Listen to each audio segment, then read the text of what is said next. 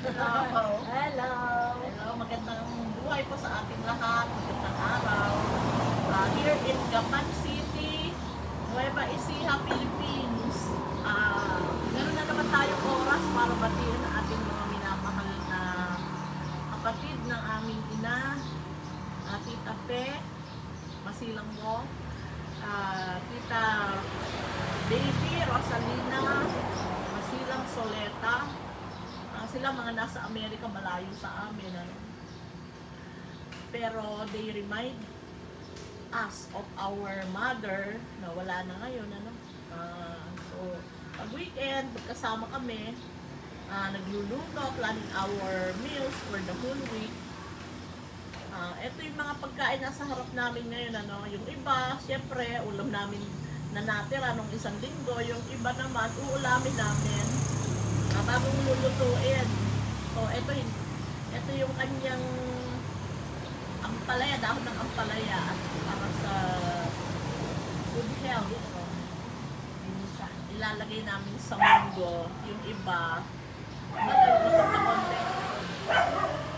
yung iba, igigisa, lagyan ng inihaw na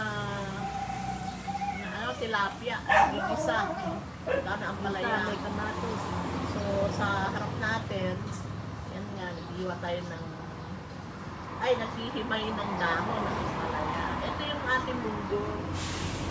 Munggo, pakbet, or pakbet, paksiw, yan, paksiw na bangos. Then, sorry. Nihaw, tsaka pritong tilapia, yung ulam namin kanina, umaga. Ito, ano ba to? Chicken. Ano achi ito? Caldereta. Caldereta, chicken caldereta, niluto sa office namin. Ito, steak, luto ni Achi, pork steak. Yes, paksiyo. Paborito kasi paborito ni Daddy yung paksiyo. Paborito din namin. And then, ito na, favorite ni Jessie. Pusit. Gagawin namin calamari. Then, may na-harvest kami na mustasa.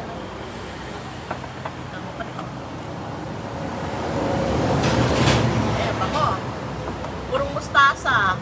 Galing sa garden ni Mang Teban. And then, ayan, meron tayong mga sili. Sa ulam. Ilagay. As usual, marami tayong naharap na gamot, kape.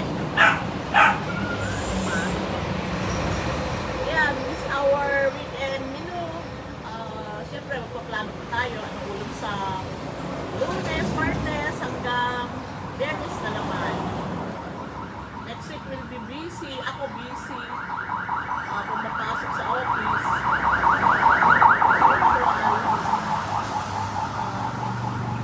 Hapon, may nangyari sa kanya. Buti, hindi naman masyadong malala.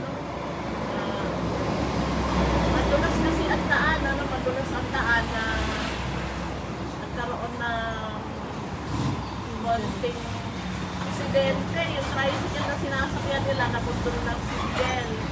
So, nagkaroon siya na tumilapon sa sa krusada. Buti, walang dumadating. Nagkaroon siya ng galo sa dalawang tuhod. Saka, yun lang, walang dumarating sa sasakyan. Kung meron, malaking disgrasya. So, may angel na tumulong sa kanila. Kami naman kasi pumasok na